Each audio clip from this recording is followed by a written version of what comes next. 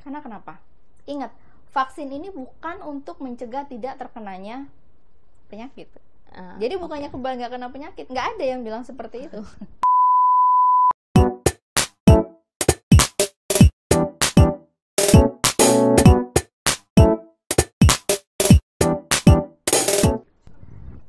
Halo, welcome back to channel YouTube Temanku Sehat bersama saya Maria dan Dr. Anissa SPPD. Hari ini kita mau ngebahas tentang vaksin. Nah, vaksin ini kan sekarang tuh lagi booming banget. Secara semua tenaga kesehatan didahulukan. Terus presiden kita juga udah divaksin dan yang lain-lainnya juga udah divaksin nih. Nah, sama Dr. Anissa kita mau ngebahas tentang pertanyaan-pertanyaan yang ada di sekitar kita mengenai vaksin, hoax and faktanya mengenai vaksin ini sendiri. Nah, langsung aja nih ke Dokter Anissa. Halo dok. Halo Mbak Maria. Iya dokter, ini kan kita kan sudah ada di tahap untuk pemberian vaksin nih di Indonesia ini. Akhirnya. Jadi sebenarnya vaksin ini banyak yang bilang dan banyak yang masih takut juga untuk divaksin nih dok. Sebenarnya vaksin ini aman nggak sih dok kalau untuk kita semua, dan apa sih dok persyaratan yang boleh divaksin sama yang nggak boleh divaksin? Iya, Mbak Maria, mungkin ini mewakili pertanyaan semua orang ya, semua rakyat Indonesia dan pasien-pasien ya. Ini aman atau enggak? Ini efektif atau enggak? Sangat banyak kebingungan, sangat banyak keraguan-raguan ya. Nah, sekarang tentu saja untuk studi pembuatan suatu vaksin tersebut sudah melalui fase-fase. Ya, dari fase 1 yang tadinya mungkin hanya diberikan pada sebagian berapa puluh orang, fase 2 ratusan orang, fase 3 ribuan orang ya. Sehingga tentu sudah ada profil keamanan atau safety-nya. Karena untuk vaksin nomor 1 adalah keamanan, untuk dia bisa rilis tentu saja ya, 1 aman, 2 efektif, baru yang efikasinya ya. Tentu saja vaksin ini dibuat dalam yang kita sebut limited atau emergency setting, karena kurang lebih hanya 1 tahun di develop atau dibuat ya. Tapi at least untuk saat ini ya ini yang bisa dibilang yang ada dan yang terbaik untuk kondisi 1 tahun ini, dan tentu saja sudah melalui fase-fase penelitian 1, 2, 3 itu sehingga aman, sehingga bisa dirilis oleh jenis vaksin berbeda-beda ya. Yang saat ini ada di Indonesia itu yang sekarang untuk kuartal pertama ini kan bulan Januari sampai April.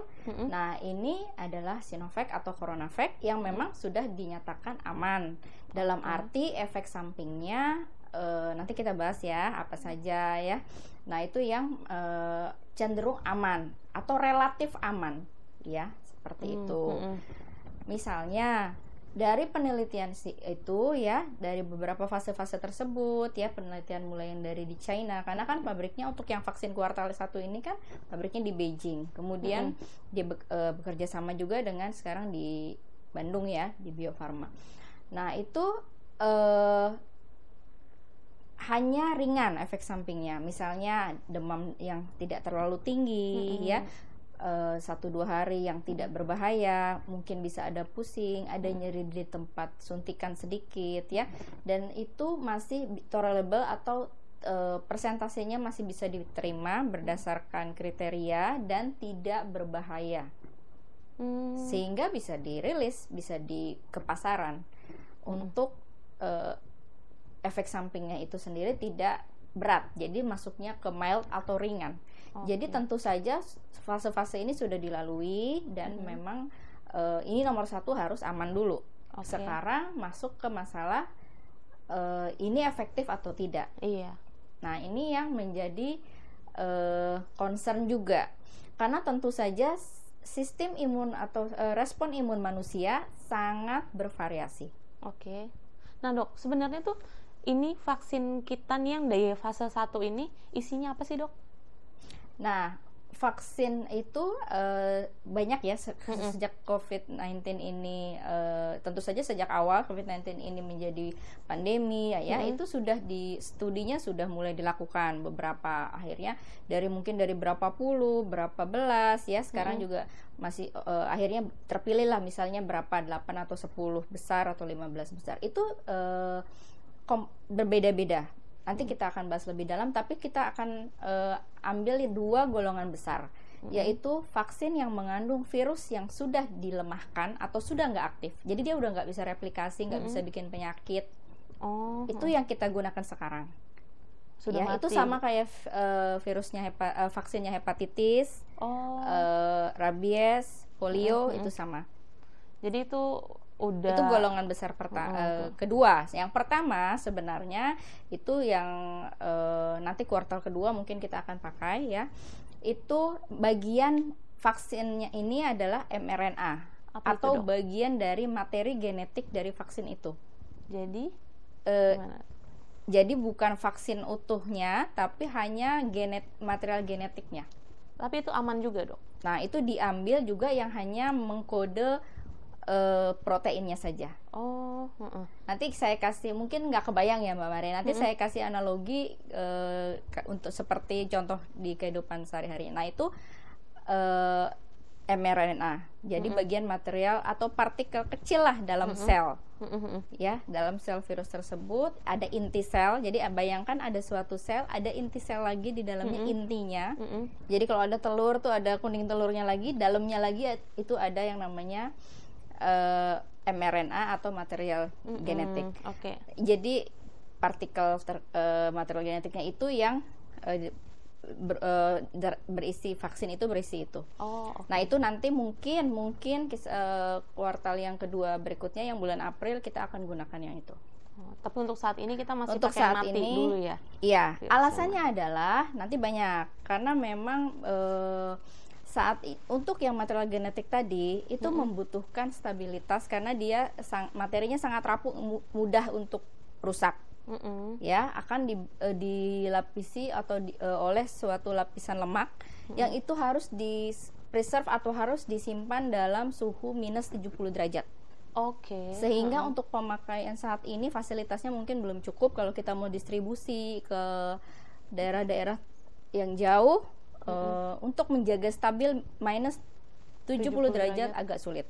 Tapi nanti akan ada prosedurnya entah bagaimana. Kalau yang sekarang kita gunakan, yang vaksin yang sudah tidak aktif ini ya, atau inactivated ya, itu atau sudah mati lah ya, sudah tidak bisa bikin penyakit dan dia tidak bisa berkembang biak lagi virus ini, cukup pada suhu kulkas 2-8 ya, itu cukup derajat. Jadi bisa di kulkas biasa, lebih mudah dan lebih stabil. Tapi untuk efektivitas sendirinya, Dok? Nah, kembali ke efektivitas sangat bervariasi. Jadi semua kepustakaan, semua studi juga, karena sistem respon imun manusia merupakan sistem yang sangat kompleks. Ya. Person by person, orang per orang, genetikanya berbeda, kemudian faktor-faktor lain ya, mungkin dari makanannya ya, mungkin dari genetikanya dan sebagainya berbeda. Itu satu faktor. Kedua, vaksin itu sendiri juga memiliki efek tentu saja yang berbeda-beda pada setiap orang itu. Sehingga efektivitas itu sangat yang kita dikatakan sebagai mix atau mix variability. Jadi sangat tidak bisa diprediksi efektivitasnya sama semua orang. Tapi ada yang namanya range. Range adalah batas yang bisa diterima untuk dikatakan efektif, untuk bisa digunakan dan dirilis di pasaran sehingga kita gunakan. Next. Nanti kita akan bahas mungkin pada episode-episode berikutnya vaksin-vaksin yang lain ya. Tapi saat ini yang kita gunakan untuk vaksin CoronaVac atau Sinovac ini, dia variabilitasnya ada beberapa angka ya, beberapa penelitian. Tapi range-nya sekitar 65-78%. Itu yang mediumnya. Tapi angka tertingginya ada satu studi yang mengatakan di Turki itu bisa mencapai lebih dari 90%. Oh, besar juga efektif. ya. Tapi setelah 2 kali ya. Nanti kenapa 2 kali? Setelah 2 kali. Kenapa itu? Ya, dengan interval. Jadi dia angka tertingginya adalah mencapai 91% ke atas. Efektif. Jadi cukup efektif. Tadi pertanyaan pertama aman? Ya aman. Efektif ya cukup efektif. Tapi angka terendahnya ada penelitian yang kalau nggak salah itu yang di Brazil itu sekitar 50%. Itu rendah. Tapi angka kedua dia membuat 78%.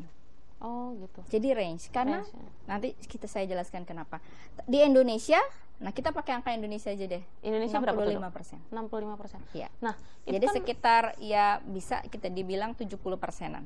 Iya, kalau di Indonesia kan berarti kan masih 70% efektif. Iya. Berarti boleh nggak sih dok? Masih ada 30% ya? Masih ada 30% nih. Berarti sebenarnya divaksin atau enggak tuh 30% ini sama aja dong dok? Gimana tuh dok? Oke. Sekarang alasannya dulu. Kembali lagi tadi, kenapa itu angka bisa berbeda-beda? Tentu saja genetiknya aja sudah berbeda. Kedua, populasi penelitian. Dikatakan salah satu alasan misalnya saat penelitian yang di Brazil itu pada tenaga medis yang mungkin sudah terpapar dan mungkin virusnya lebih ganas, misalnya seperti itu karena ada mutasi. Ya kan? Mungkin ini bagian yang lebih ganas virusnya, kemudian juga yang pada subjek dari studi penelitiannya yang ikut penelitian orang-orangnya adalah para medis yang mungkin sudah kontak dengan pasien, jadi sudah sedikit ada antibodi, ya, sehingga mungkin menjadi lebih rendah efektivitasnya. Ya, itu salah satu yang dikatakan di studi ya, seperti itu. Itu sudah berbeda. Jadi penelitian itu nggak mudah, Mbak Maria, karena kan nggak tahu. Oke, kita rekrut ini subjek-subjeknya yang akan menerima vaksin, kan tidak tahu apakah baseline-nya sama. Dianggap sama, tapi mungkin dia merasa dia belum pernah terinfeksi, mungkin dia sebelumnya sudah ada infeksi, terus mungkin dia menganggap dia sehat, tapi ternyata mungkin sistem imunnya tidak sebagus subjek yang lain. Nah, sehingga kita ambil range rata-rata, karena rata-ratanya di atas 50%, tadi yang di Indonesia 65, ada 70, angka ya. Di Brazil 78, dan ini untuk pemakaian, ingat tadi kata kuncinya adalah emergency limited setting. Jadi karena untuk emergency darurat ya kita gunakan daripada nanti kembali ke pertanyaan Mbak Maria, kenapa harus, kan masih ada 30% yang itu dia. Itu seperti itu. Ya, jadi sekarang pertanyaannya kenapa harus divaksin? Iya, itu. Kenapa sih dok harus divaksin sedangkan ada 30% orang itu yang kayak ya udah divaksin nggak divaksin sama aja gitu. Iya. Kenapa tuh dok? Ya. Kita sedikit sebelum ini, kalau efektivitas, studi mengatakan mungkin ya, atau ada indikasi untuk untuk vaksin yang dari partikel tadi, dari material genetik atau dari materi yang tersimpan pembawa kode genetik di dalam inti sel tadi, itu yang diambil itu lebih efektif. Kenapa bisa begitu dok? Nanti kita bahas. Dengan analogi ya, karena kalau nggak pakai analogi sehari-hari agak sulit jawabnya. Tapi nanti kan kita berikan suatu ilustrasi. Nah, itu lebih efektif. Tapi kembali lagi, saat ini untuk minus 70 derajat sulit, belum bisa. Dan tenang saja, karena virus vaksin yang saat ini kita gunakan itu kan juga digunakan juga di beberapa negara lain, di China, tapi ya tadi ya limited emergency setting. Nah, itu di China, di Malaysia, di Singapura itu juga menggunakan. Walaupun Singapura dia juga pakai yang mRNA tadi ya, yang material genetik. Ya, itu dia juga beli ya. Nah, Turki ya, juga beberapa negara itu memang semua banyak yang sudah membeli dan menyuntikkan memulai vaksinasi dengan CoronaVac atau Sinovac ini. Terus gini dok, kan itu masih ada 30% nih ceritanya. Saya ini yang 30% yang mungkin kayak masih ada 30% nggak bisa, maksudnya nggak ngefek nggak apa-apa, nggak efektif 70%. Efektif 70%. Bisa 90%. Oh iya. Tapi kalau misalnya saya at least 50%. Kalau misalnya saya nggak mau divaksin dulu gitu. boleh nggak sih, Dok? Oke, kita harus ketahui untuk kriteria inklusi vaksin yang sekarang, yang bulan Januari sampai bulan April apa aja, Mbak Maria? Setahu saya sih usia Berapa? usia 18 sampai 18 59 sampai tahun. 59 tahun. Terus belum pernah terkena COVID. Baik, belum pernah confirm terkena COVID-19 atau tidak ada autoimun. Tidak ada penyakit autoimun yang dan penyerta lainnya. Penyerta lain atau komorbid lain ya. Lain. Dan Iya, diutamakan. gitu. Terus misalnya gini, Dok, kita kan selama ini nggak tahu nih, atau misalnya kita kan mungkin kita pernah kontak, tapi mungkin kita tanpa gejala, jadi kita nggak ngecek. Terus belum pernah ngecek juga. Itu gimana, Dok? Apakah kita harus cek dulu baru divaksin atau langsung vaksin aja? Gitu, Dok. Ya, pertanyaan bagus ya. Ya, sekarang kita balik ke kenapa saya harus divaksin. Kita lihat kriteria. Kriterianya tadi 18 sampai 59 tahun. Karena memang vaksin ini penelitiannya baru pada populasi itu. Oke. Ya, yang CoronaVac Sinovac ini tidak untuk 60 tahun ke atas. Jadi kalau yang masyarakat usia 60 tahun ke atas atau ada komorbid atau ada kelainan autoimun, tunggu kuartal 2 mungkin nanti yang bulan April. Ya. Mungkin sepertinya kita lihat mudah-mudahan bisa pakai vaksin yang mRNA tadi atau material genetik dalam inti sel tadi. Kedua, ya, diutamakan adalah orang, jangan lupa, yang satu, petugas medis, tenaga medis yang akan kontak banyak sama pasien sehingga resiko penularan tinggi. Kedua, dia bukan petugas medis, tapi dia banyak melayani masyarakat, banyak kontak dengan orang atau banyak traveling, ya, atau petugas-petugas di pelabuhan atau di yang bepergian, ya, yang banyak mobilitasnya tinggi. Itu dulu, Mbak Maria. Karena kenapa? Ingat, vaksin ini bukan untuk mencegah tidak terkenanya penyakit. Jadi bukannya kebal nggak kena penyakit, nggak ada yang bilang seperti itu. Kirain abis divaksin bebas gitu kan, kayak salah satu dari artis zaman dahulu yang kala semua vaksin itu, ya, semua jenis vaksin tidak menghalangi untuk terkena penyakit, terutama yang inactivated vaccine ini. Tapi jika terkena, bisa hampir dipastikan, ya. Tadi misalnya kita mau pakai angka 70% atau 91%, 90% tidak menjadi berat. Atau yang ditakutkan apa sih? Kematian. Sebenarnya yang ditakutkan dari COVID-19 apa? Sesak napas terus orang meninggal. Kan sakit yang lain kok nggak, kan kita punya banyak penyakit, kenapa nggak segitu takutnya? Karena kematiannya. Takut menjadi severe, berat dan meninggal. Iya. Nah, sehingga hal itu bisa ya, itu yang kita mau cegah. Vaksin mencegah penyakit. Kalau kita terkena infeksi, mencegah untuk melindungi tidak terjadi penyakit yang berat sampai meninggal dunia gitu. Yang tentu saja berakibat fatal, ya, mortalitas. Karena kalau sudah ada vaksin, antibodi akan cepat terbentuk, atau jangan-jangan masih ada sisanya dari vaksin tersebut. Kalau misalnya kena infeksinya saat antibodinya sudah terbentuk dan belum hilang, masih ada. Atau kalaupun antibodinya sudah hilang, sel memorinya masih ada. Jadi kalau dibutuhkan, ibaratnya kalau rumah kita itu kemasukan maling, badan kita kemasukan si COVID-19 atau virus itu, ya, manggil satpamnya cepat, dan satpamnya udah tahu yang mana yang bisa mematikan maling yang itu. Ngerti nggak, Mbak Maria? Iya. Kalau nggak divaksin, tubuh kita butuh waktu lama untuk memproduksi antibodi. Nyari satpamnya lama, dan udah gitu, yang pas satpamnya mana yang bisa membunuh. Nanti udah secepat tapi nggak bisa bunuh kan percuma, nggak cocok. Iya, benar. Nah, ini yang bisa membunuh virus tersebut itu. Atau maling tersebut. Sehingga kenapa pada orang-orang ini? Karena dia resiko untuk tertularnya tinggi, karena banyak kontak dengan orang, pekerjaannya sehari-hari, dan kalau dia terkena, nah, kan kita nggak tahu, bisa aja biarpun dia belum 60 tahun dia punya penyakit, obesitas, diabetes, asma misalnya, ya.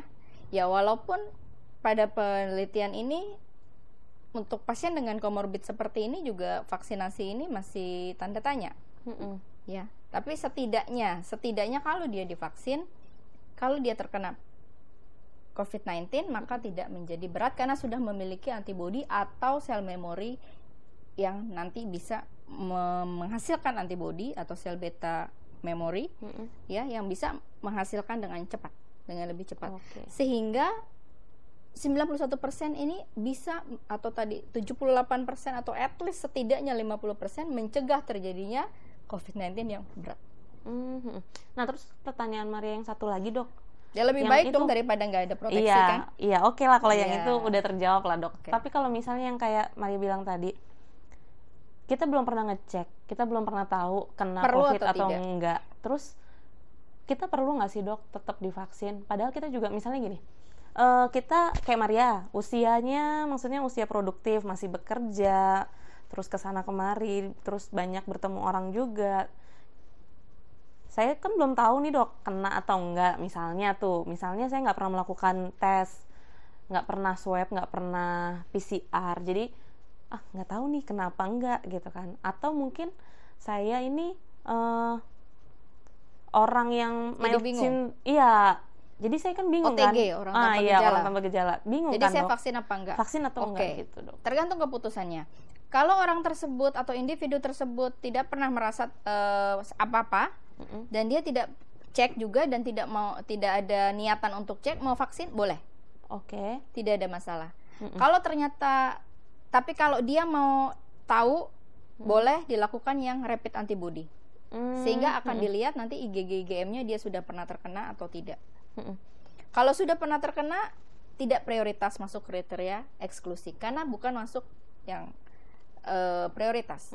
Tapi kalau dia nggak mau cek, tapi berarti anggap aja belum, terus divaksin, nggak apa-apa juga. Nggak masalah, karena bukannya jadi bahaya itu enggak. Gitu. Karena cuman dia udah punya antibodi, ya terkena lagi antibodinya akan naik lagi aja. Gitu. Ya. Tapi kenapa masuk kalau sudah tahu di eksklusi? Karena bukan prioritas. Karena sudah ada antibodinya gitu. Nah, kan dan pada studi itu kan juga subjeknya semua ditujukan untuk yang belum pernah terkena, untuk confirm. Ya, walaupun mungkin saja di antara itu ada yang sudah, tapi kan tidak bahaya, jadi safety Tapi itu didasarkan, keputusan itu berdasarkan yang penelitian yang sudah dilakukan. Jadi nggak harus khawatir. Mau cek dulu negatif, terus akhirnya yang antibody ya, bukan swab antigen ya, swab rapid antibody ya, yang ambil tusuk darah, di sini, ya. tusuk di sini, atau bisa juga di kapiler atau di vena. Nah itu kalau mau cek dulu boleh, negatif tetap. Kalau positif jadi nggak prioritas. Gitu. Tadi mau nanya apa ya? Nah, terus kalau misalnya nih, Dok, kan kita pernah nih ngebahas tentang antibodi itu terbentuk di sampai dengan 6 sampai 9 bulan ya, Dok, ya? Ingat ya? Iya, ingat. 6 sampai 9 bulan aja. Iya, betul, terus pintar. Misalnya kenanya Februari nih. Iya. Kan berarti kan kalau udah Januari ini kan berarti udah 11 bulan, antibodinya kan berarti udah nggak ada. Berarti itu vaksin lagi, Dok? Iya.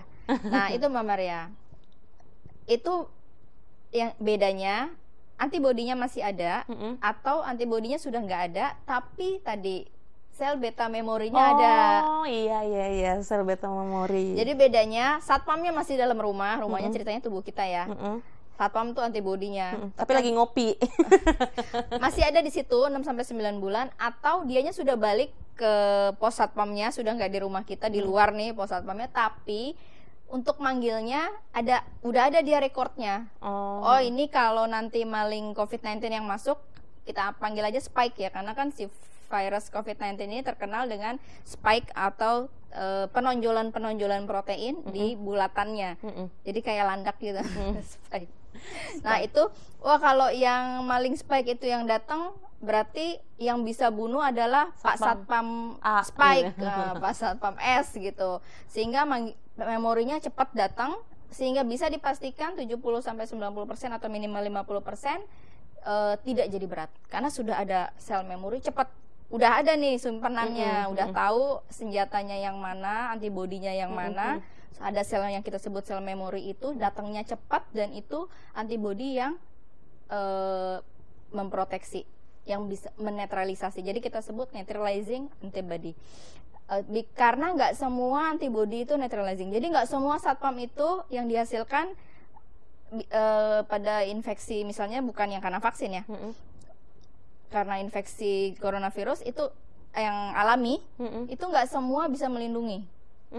Jadi bisa semua aja, karena bisa aja gini, anggap ada maling masuk COVID-19. Jadi ini infeksi alamiah, ya. Jadi diinduksi oleh virus yang natural. Jadi natural ya. Jadi infeksi natural, bukan infeksi by vaksin. Oke. Nah, masuk ini vaksin virusnya, malingnya masuk, datang kan, tubuh kita merespon dengan sistem respon imun, terbentuk antibodi, datang semua satpam, panggil semuanya, nggak semuanya bisa bunuh kan? Iya.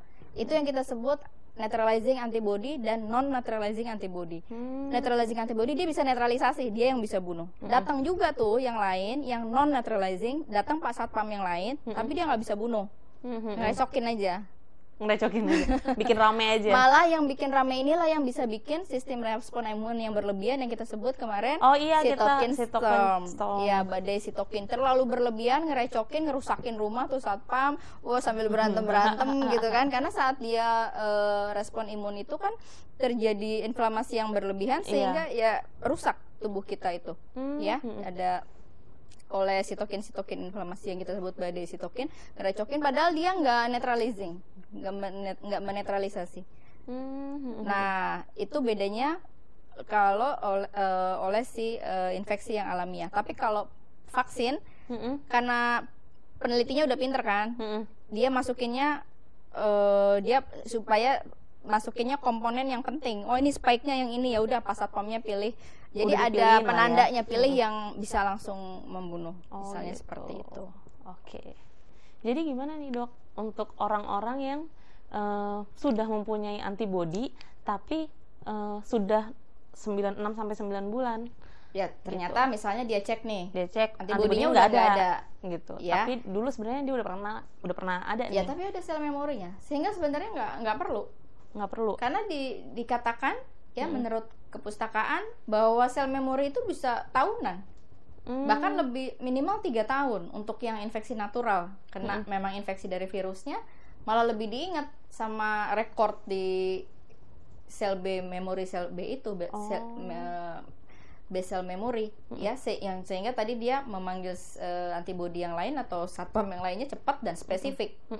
Ya. Berarti malah nggak bahaya ya, Dok, ya intinya. Ya, tapi kalau tetap dia nggak cek, ternyata udah punya sel memorinya, ya, atau bahkan antibodinya ada, ya, mau vaksin lagi, ya nggak apa-apa. Misalnya dia nggak tahu. Iya, misalnya nggak tahu nih. Misalnya dia nggak tahu, nggak ada data, terus divaksin, ya nggak apa-apa. Cuma jadi tambah tinggi aja. Ya datang lagi nanti saat di indus, ya, saat divaksin kan masuk. Dianggap kan pas saat masuk inactivated virusnya, saat Pak Satpam ngenalin kan, wah ini spike nih, langsung datang cepat. Ya udah, jadi ada lagi aja antibodinya. Oh gitu. Ya. Jadi intinya aman lah ya kalau misalnya. Iya, nggak apa-apa. Tapi kalau bisa diketahui, tidak usah, karena maka itu masuk kriteria eksklusi karena sebelumnya sudah pernah infeksi COVID-19. Confirm. Nah, itu kan kalau yang masalah sudah pernah kena. Tapi kan ada juga kan bilangnya persyaratan lainnya itu sudah pernah kena COVID, terus usia. Tadi kan kita udah jawab tuh, Dok, usia, terus sudah pernah kena COVID atau belum. Terus sama penyakit penyerta autoimun dan segala macam kita udah bahas juga. Terus kalau sama yang lainnya, Dok, kira-kira apa sih, Dok, yang nggak boleh divaksin? Kalau untuk penyakit penyerta, memang khusus untuk CoronaVac atau Sinovac ini belum dilakukan penelitian pada pasien yang ada komorbid, diabetes, obesitas, sakit jantung, hipertensi, belum dilakukan sehingga tidak direkomendasikan. Ya, kalau dan rekomendasinya kalau untuk yang aman nanti untuk lebih dari 60 tahun atau memiliki komorbid tadi, itu adalah dengan vaksin yang berisikan materi genetik mRNA tadi. Itu bisa digunakan. Nah, terus efek saat ini karena kita punyanya vaksin ini yang kategori usia di atas 60 tahun dan komorbid belum bisa. Tapi kalau untuk efektivitasnya, Dok, lebih bagus yang mRNA ini dong, Dok, berarti ya. Terus karena apa? Nah, sekarang kita bahas. Tadi kita udah bahas kalau yang virusnya tidak aktif. Jadi di virus itu ya tidak aktifkan ya dengan beta propiolakton, suatu zat kimia. Jadi dia sudah nggak bisa kembang biak, nggak bisa menginfeksi inti sel lagi ya, atau sel itu tidak bisa diinfeksi. Tapi dia masuk ke dalam sirkulasi ya, setelah disuntik masuk ya ke dalam otot, ke pembuluh darah ya. Nah, itu akan memancing gimana tuh, Dok? Karena dia berupa protein kan si virus ini dengan spike tadi. Nah, ini protein spike itu akan memancing antibodi untuk terbentuk ya. Tapi harus 2 kali pemberian. Kenapa tuh, Dok? Iya, karena butuh waktu. Ini kan yang pertama, paparan pertama. Oke. Karena paparan pertama butuh waktu dulu untuk diproduksi antibodinya dan mana yang spesifik. Kan ya. Nah, karena ini sudah dikhususkan spesifiknya untuk proteinnya yang spike tadi, maka dicari nanti sudah dikondisikan sehingga nanti antibodinya yang mencari yang terbentuk itu yang bisa untuk membunuh yang dengan protein spike tadi. Ada tonjolan-tonjolan. Nah, itu butuh waktu ya, dan setelah jadi penelitiannya sebenarnya terbaik 3 minggu. Ada yang pakai 2 minggu, 3 minggu, ada yang 28 hari. Kenapa ya? begitu, Dok? Minimal terbaik itu sebenarnya 3 minggu. Tapi kita ya karena memang 14 hari juga sudah lumayan ya. Itu diberikan jarak range-nya, intervalnya sekitar 14 hari. Ya karena dari penelitiannya begitu, dilihat setelah seminggu, 2 minggu, 3 minggu, 4 minggu. Kalau baru seminggu itu efektivitasnya masih setengahnya. Jadi kalau yang tadi 90% baru 50-nya. Kalau yang 50 baru 20-nya. Oke. Ya. Tapi akan terbentuk maksimal yang 50 sampai 90 tadi atau minimal 65 70 setelah yang kedua, minggu kedua atau minggu ketiga. Setidaknya 2 minggu setelah. Baru itu efektif karena sudah terbentuk tuh sel beta yang antibodi yang bisa menetralisir si yang spesifik untuk COVID-19 atau yang sudah tidak diaktifkan tadi, yang sudah tidak aktif. Ya, itu baru bisa terbentuk. Walaupun sebenarnya ini tidak dibutuhkan, cuman ini hanya untuk menginduksi itu memicu ya, untuk memicu pembentukan antibodi. Walaupun sebenarnya kan itu nggak aktif. Iya. Ya, jadi sebenarnya tidak merusak si virus tadi. Tapi jadi datang malingnya, dia udah nggak bisa apa-apa nih, diem aja gitu. Cuman dia ada spike-nya, jadi wah memancing aja, wah Pak Satpam tuh ada spike, datang bikin dulu, perlu waktu 2 kali kan, penyuntikan, perlu waktu, yang itu buat deh, wah mungkin Pak Satpamnya perlu yang es, mungkin perlu golok yang ini, kurang lebih seperti itulah. Ini kalau bahasa awamnya ya, analog ilustrasinya seperti itu. Karena kalau ini kan secara tingkat molekuler ya, untuk dimana reseptornya bisa berikatan, nanti antibodinya itu harus spesifik dengan spike itu. Kenapa kalau bahasa molekulernya, kenapa antibodinya ini bisa satu, dia akan khusus berikatan dengan virus itu dan menghancurkan. Kedua, dia akan dia menempati reseptor dan menghalangi si virusnya itu menempel. Ya, jadi sudah diketahui mana bagian yang paling vitalnya, paling bahayanya lah. Misalnya spike-nya, nggak semua, hanya komponen dari virus itu yang berbahaya itu, yang sebagiannya itu ya. Sehingga bedanya kalau pada yang infeksi alamiah tadi kan datang semua karena nggak spesifik bagiannya. Tapi kalau pada vaksin dia spesifik karena sudah dipilih bagian yang penting untuk memicu datangnya itu yang mana, proteinnya. Nah, itu jadi beda dan lebih efektif. Oke. Seperti itu. Nah, itu bayangkan seperti itu. Dia datang walaupun dia sebenarnya nggak diperlukan, tapi akhirnya terbentuk untuk infeksi berikutnya. Kalau beneran terinfeksi COVID-19 yang alamiah, sudah punya sel memori sehingga tidak akan menjadi berat. Itu prinsipnya untuk yang vaksin yang inactivated live virus ya. Jadi sudah tidak aktif. Tapi kalau yang satu lagi yang mRNA ya, itu adalah diambil ya materi genetiknya yang kemudian dimurnikan ya, dikonsentrasikan, dimasukkan ke dalam seperti, karena dia mudah rapuh kan, harus dilapisi oleh lemak tadi, lapisan lemak lipofilik yang makanya mudah untuk rusak. Nah, itu baru masuk ke dalam diberikan kepada, disuntikan masuk ke dalam sel, itu akan menyatu masuk ke dalam inti sel.